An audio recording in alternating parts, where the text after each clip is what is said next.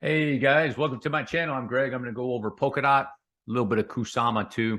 Show you some examples I'm looking at, because I'm looking at, some of those people out there looking at Polkadot and they're like extremely bearish, saying it's going down to the depths, back down to where it started, right? Below $2.70 or something like that.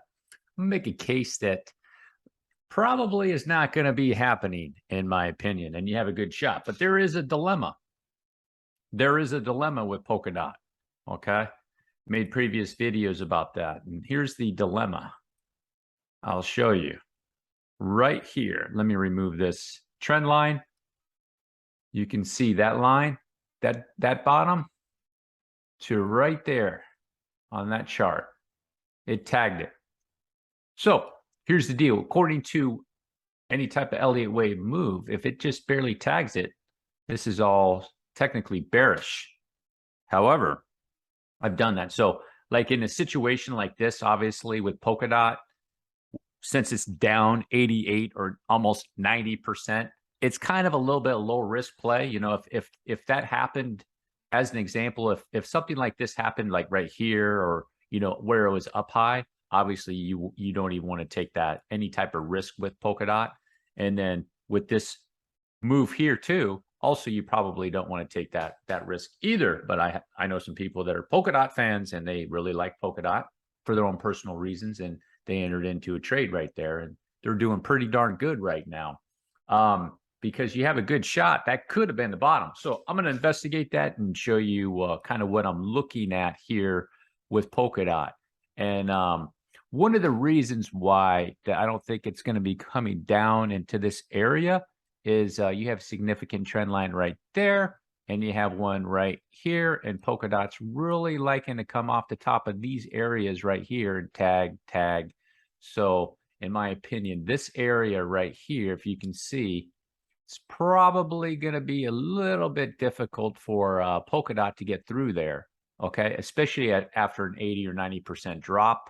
And also too, if you take a look at these waves right here, right, all the way down, you can see here's your third wave. That's a third wave. Boom. Look how deep that went in the RSI for Polkadot. Back up, bullish divergence, back around, bullish divergence, shot up, and it's coming back around.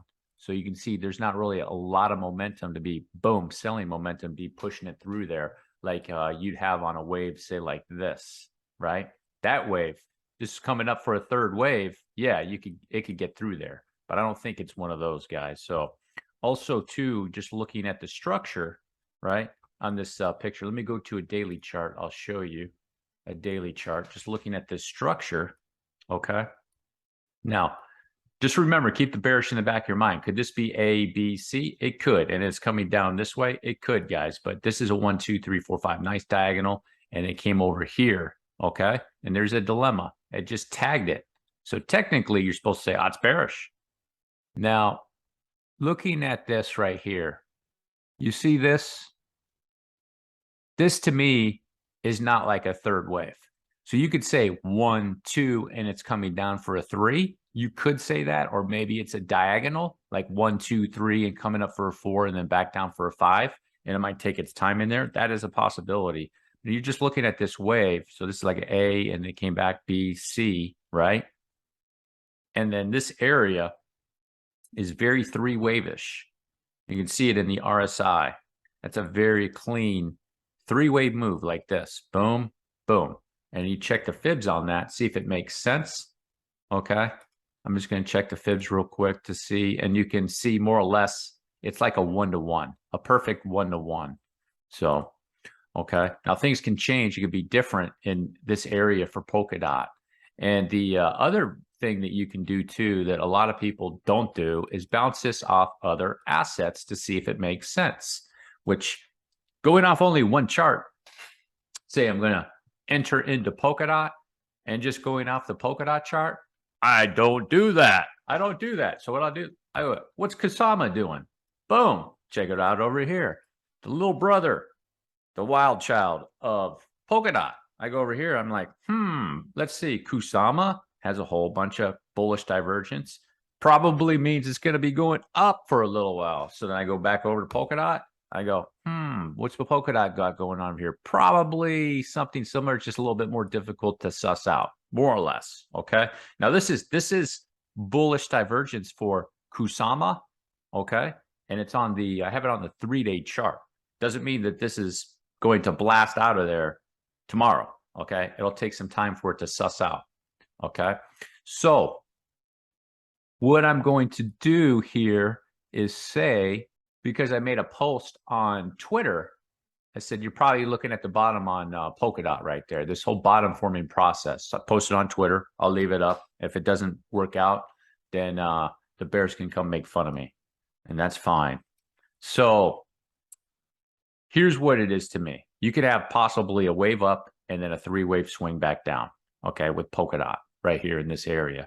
Just remains to be seen what kind of move or what kind of reaction it's going to do over there. Is it going to swing back around? But this area right here, you see, keeps bouncing up there, bounced right off of it, and this trend line right here on top of these areas right here. And I think the probability, just looking at this reasonably, guys, all the way down from Polkadot, is that you have how much of a drop? Let's see, 89, almost 90% drop. So your probabilities of being somewhere near the bottom is a lot higher than it is at the top. Okay. So I was talking about people about shorting. So one of the things I do with shorting, right? So let's say I'm a short guy and I just love the short, like the bears are going crazy with shorts right now because they're just making the assumption it has to keep going down. One of the things I'm going to do if I want to short Polkadot, guys, is I'm going to go look at this weekly RSI and I'm going to go, I'm like, it's way down here. This is not the area. Can you do small trades, small short trades? I'm talking about longer swing trades.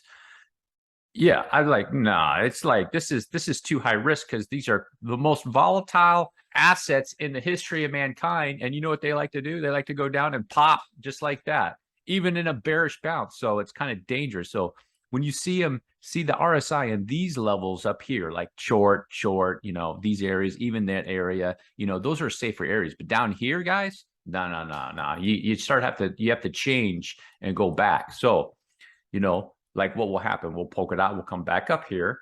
And then, you know, you check and then you can say, okay, now it's time to start shorting it as an example. All right, guys. So Polkadot looks pretty good, in my opinion. You have a possibility that could have been a 1-2. Now, the argument's going to be, you could be like, oh, no, Greg, that's 1, 2, 3, 4, 5. And it could be. This could be 1, 2, 3, 4, 5. That is a possibility. Let me check it out on the daily, see if it's making divergence there. On the daily, see if it's making, let me go back out to a 3-day chart, double check that.